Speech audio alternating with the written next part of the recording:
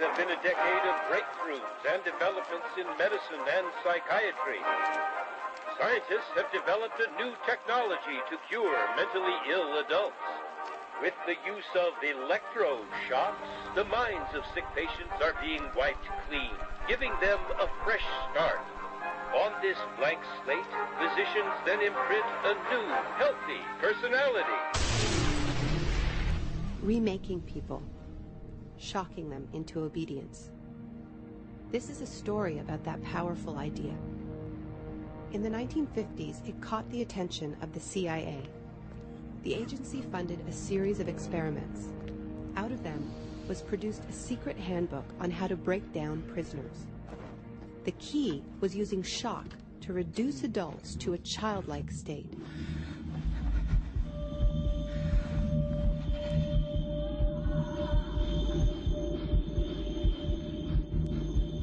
It's a fundamental hypothesis of this handbook that these techniques are in essence methods of inducing regression of the personality.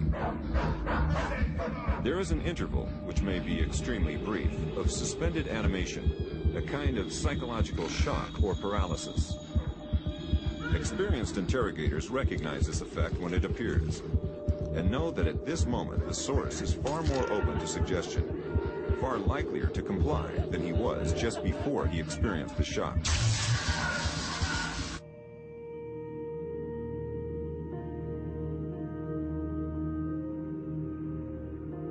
But these techniques don't only work on individuals.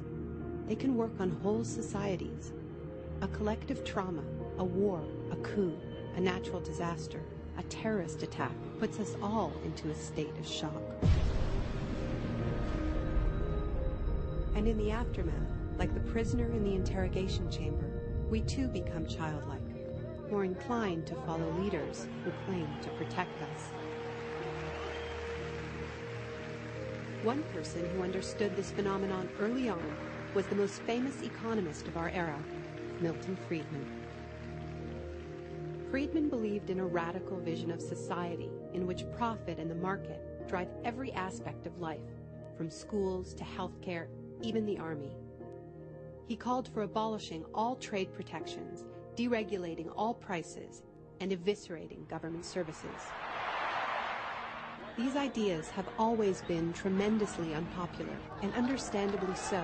They cause waves of unemployment, send prices soaring, and make life more precarious for millions. Unable to advance their agenda democratically, Friedman and his disciples were drawn to the power of shock. The subject should be rudely awakened and immediately blindfolded and handcuffed. When arrested at this time, most subjects experience intense feelings of shock, insecurity, and psychological stress. The idea is to prevent the subject from relaxing and recovering from shock.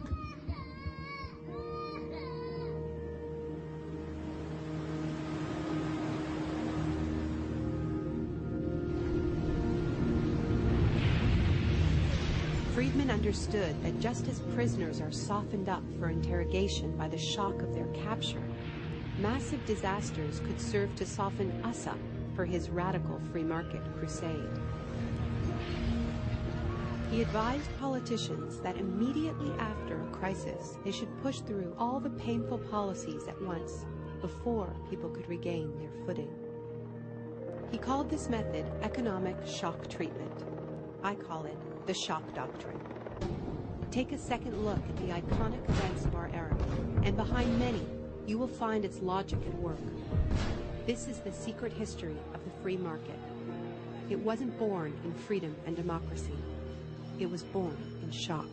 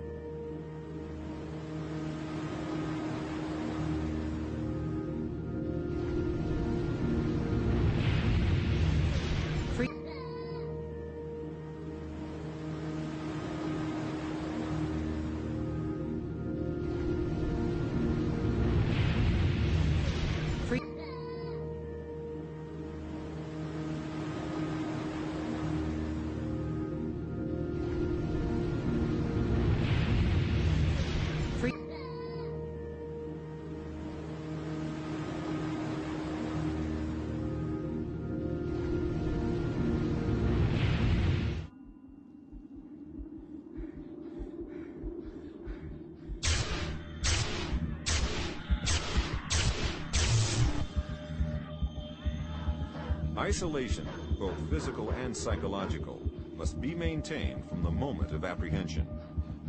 The capacity for resistance is diminished by disorientation. Prisoners should maintain silence at all times. They should never be allowed to speak to each other.